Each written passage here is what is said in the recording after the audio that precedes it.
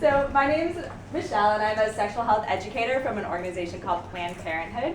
What I'm going to do is first tell you a little bit about myself, and then a bit about Planned Parenthood, and then we will launch into our really interesting and complex topic of teen parenting. So I started my relationship with learning about sexuality when I was a freshman at Mercer Island High School.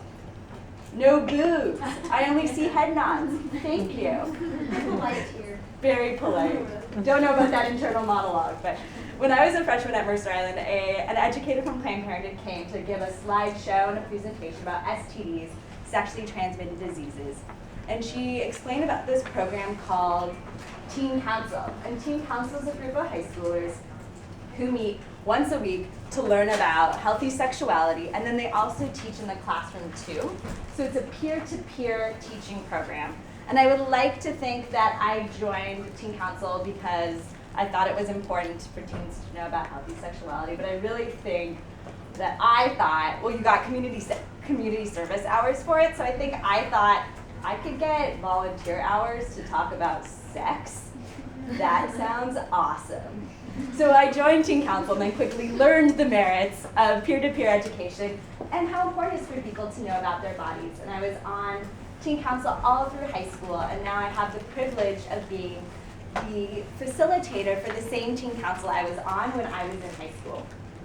And if Teen Council seems like a program that you might be interested in, please feel free to talk to me after class, and I'm happy to give you more information about it. It's definitely an opportunity available for Escalade High School students.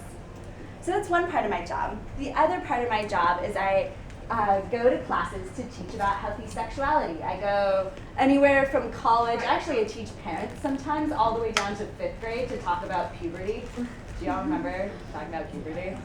They turn bright red and giggle incessantly anytime I say the word penis or vagina. I love it. And that's one of the reasons I love my job, is because, well, I get paid to say words like penis and vagina. How awesome is that? And I do think it's really important that people know about their bodies and know how they work and know everything they can about healthy sexuality, so people can make decisions that feel really safe and really right to them, depending on what their values are and what their comfort's like. So that's why I love my job so much, which will probably come out during this lesson. So I work for an organization called Planned Parenthood. Raise your hand if you've heard of Planned Parenthood. I like your hand was up before I even asked the question. Excellent. So most of the folks in this class have heard of Planned Parenthood. What are some services that y'all have heard of that Planned Parenthood provides? I want to see what the knowledge is in this class already. Yeah.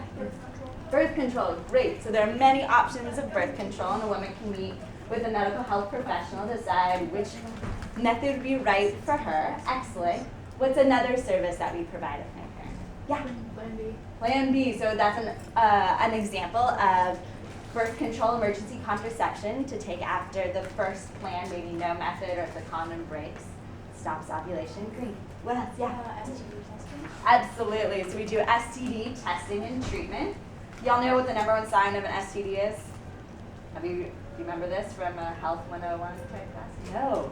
So the number one sign and symptom of having an STD is having no symptoms at all, which means if a person is sexually active and they are feeling fine and they're feeling healthy, that is the ideal time for them to go get tested. And thankfully, all STDs are treatable, and some are actually completely curable.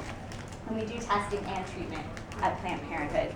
Any other services that folks have heard of? Yeah. Pregnancy tests, absolutely. We also offer free condoms. Why are condoms super awesome? One of my favorite questions to ask in class. Why are condoms super awesome? Because they protect against pregnancy, and why else? What else do they do? What else do they protect against? STDs. STDs, great. They can also be made into like fun water balloons or creative art projects, but primarily they're used to protect against STDs and pregnancy. A person doesn't have to fill out any paperwork. They don't have to talk to anyone. They can literally just walk in the health center, proudly fill up their arms full of condoms and leave. Or if they want to be a little more stealthy about it, we do have brown paper bags, so people can put their condoms in their brown paper bag and leave and just pretend it's their common lunch or whatever else people put in brown paper bags. Do y'all know where the nearest health center is to Issaquah High School? Yeah, there's one on Front Street. Can anyone give like a landmark right now? The Christian Science. Okay, great. Excellent. I also heard it was maybe by the UPS. Have you? No. It has really certain days that it's open, so I really encourage folks to check the website to know which days the health center is open. So it's a really great resource for y'all to have, really within walking distance to your school. We're really lucky to have that kind of access to healthy sexuality here in Issaquah. All of our services are confidential, which means it's really up to a patient to decide who they want to disclose their personal information to. That's a HIPAA. This is a medical health facility, and that's what medical health facilities abide by. What that means in reality is that a parent could call the health center. Often parents think they can do whatever they want. So a parent could call the health center and ask, so what form of birth control is my daughter on? But not only will the person on the phone not say what form of birth control their daughter's on, the person on the phone won't even acknowledge if their daughter's a patient at Planned Parenthood. It's really up to the patient to decide who they want to disclose their information to. And for lots of people, that is their parents. But for others, it might be a trusted teacher like Miss Orton, or another mentor, or someone else in their life, maybe an aunt or an uncle, older sibling, that they trust. And we can't make that decision for a person. That's a really personal decision. So that's a bit about our health centers. Do you have any questions at all? I'll be sticking around after class too, so if folks have things they want to touch base about, I'm happy to stick around. So today we are going to be talking about teen parenting. And the first thing I really want to encourage us to do when talking about teen parenting is to be really careful about judgment. I'm not here to judge you all. I'm not here to judge people who choose to be teen parents. And I want to just make sure that we all use respectful language when we talk about teen parenting, because there might be folks here whose parents have chosen to be a teen parent, and we just don't know that context for folks. The reason why we're talking about it and why this is relevant is because 80% of people who choose to be a teen parent didn't get pregnant intentionally. So it was an unintended pregnancy. And then 80% of those folks, when the folks who chose to be teen parents, it didn't happen with intention. And so we want to kind of set that as a guideline and that base work for talking about teen pregnancy and why it's relevant, and really talking about the impacts teen pregnancy and teen parenting can have on an individual and the choices that they make. So that's the framework from where we're getting started today.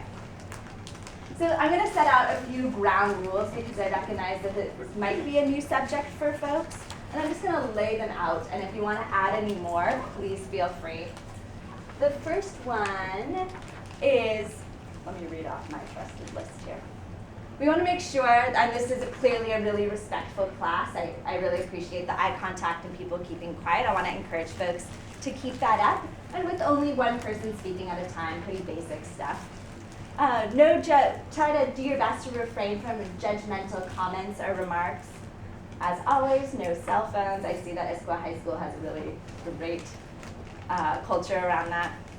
Everyone's opinion is valid, and I really encourage folks to have fun and participate. I really try to make this as interactive as possible and get your voices out there. Now I realize that there's going to be some space for people's voices to get out there and their opinions to be heard, which is why I'm going to make sure these ground rules are in place. Are there any others that anyone would want to add to that list at all? Okay, great. So now you will have an opportunity to get out of your seat. Oh. Great. So we're going to do a crossing the line activity. Raise your hand if people have done like a cross the line activity, kind of a forced choice. Great. This is an unusual classroom to work in. But maybe what we'll do is after I give directions, what I'll ask you to do is to take your, so anticipate. What I'll ask you to do is to step out and push your seats in. And